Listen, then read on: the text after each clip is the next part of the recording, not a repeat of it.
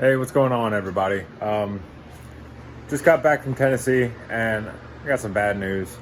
Um, a little upset about it. When I came back, I had probably 3 hours of footage. We went to Duncan Imports. We went to a bunch of car museums and Deals Gap, which is the tail of the dragon. And I had so much awesome footage for you guys, but unfortunately, I didn't have enough space on my phone, and I uploaded it all to iMovie and had to delete a bunch of videos, the originals anyways, to make space for my phone. And when I did that, it ended up corrupting the movies that I made in iMovie. So unfortunately, every single one of my videos they're gone. It sucks. I had a lot of cool shit to show you guys, but we're back in the garage today, so yeah, it's time to get back working on the 240 and make some more content for you guys. Today I'm going to be at least getting this engine hoist over here so I can lift the motor off of the stand, and then I'm going to put the rear main seal on the SR20, as well as put the flywheel and clutch from Clutch Masters, or I'm sorry, Competition Clutch. I'm going to try to get all that on today. Possibly, it's already 7 o'clock and I'm drained, so probably not, but possibly get the transmission on the car. Like I said in a couple of videos before this, we're going to be sliding it underneath of the car here. So yeah, I'm going to get this on the engine hoist and go from there. So I have the engine on the hoist, and I'm doing the rear main seal now. I'm actually going to be taking this whole plate off here.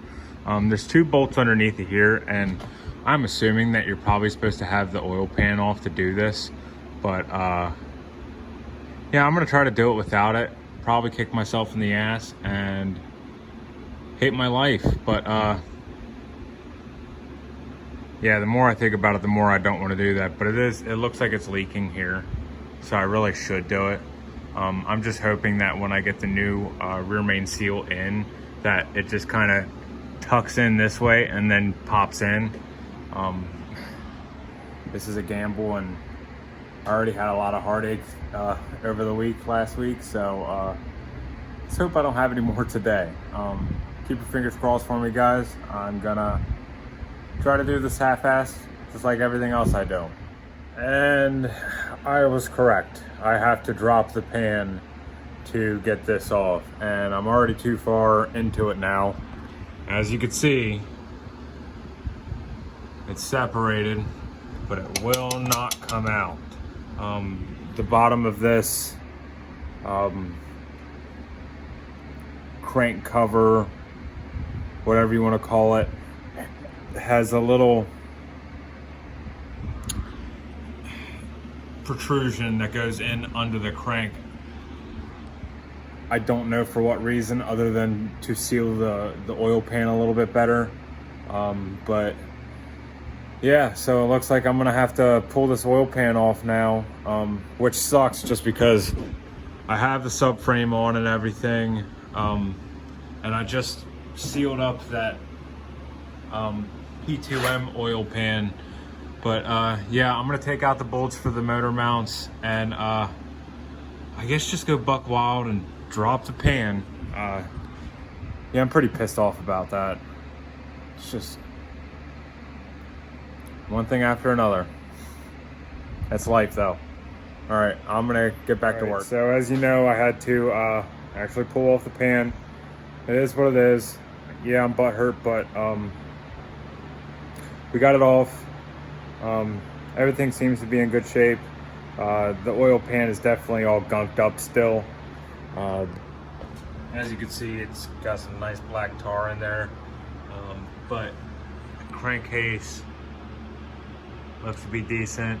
I'm gonna clean off all this RTV and start reassembling this. I guess I should get this done tonight before I go to bed. So I'm gonna do that and then reseal the rear main seal. So yeah, this is gonna take a little while. I'll show you guys what it looks like once it's all done and together then. I also wanted to point out which bolts go where, more or less, so that I can look back and see where they go. Yeah, so this big main bolt goes through the thickest part of the oil pan up into the bottom of the block, and then these four go on the outside of the pan right here. And they're easily accessed to the bottom of the block.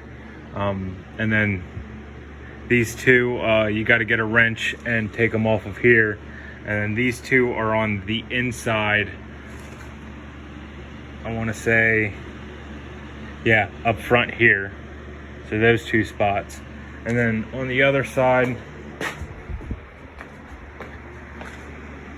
you have the one main bolt like the other side.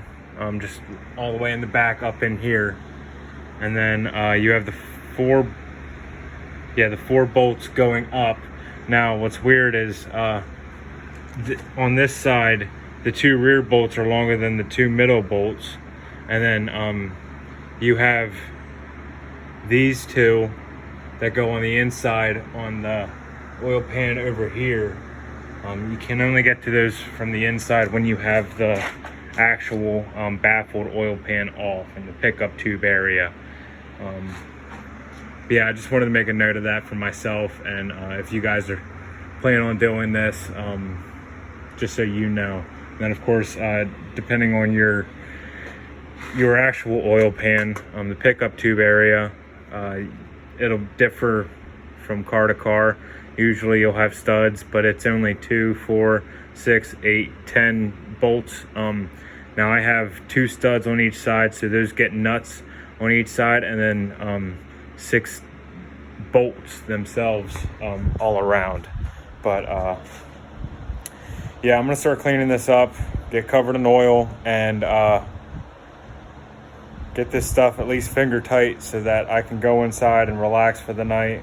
And then tomorrow when I come back from work, I can crank everything down and get the other oil pan on. This place isn't really dusty and dirty. I did a good cleaning when I came back from Tennessee, so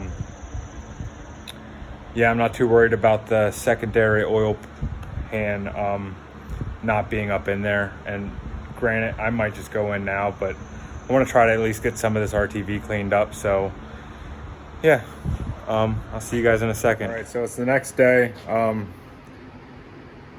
I got the oil pan on. I think I showed you guys that. I didn't look back at the video, so I don't know.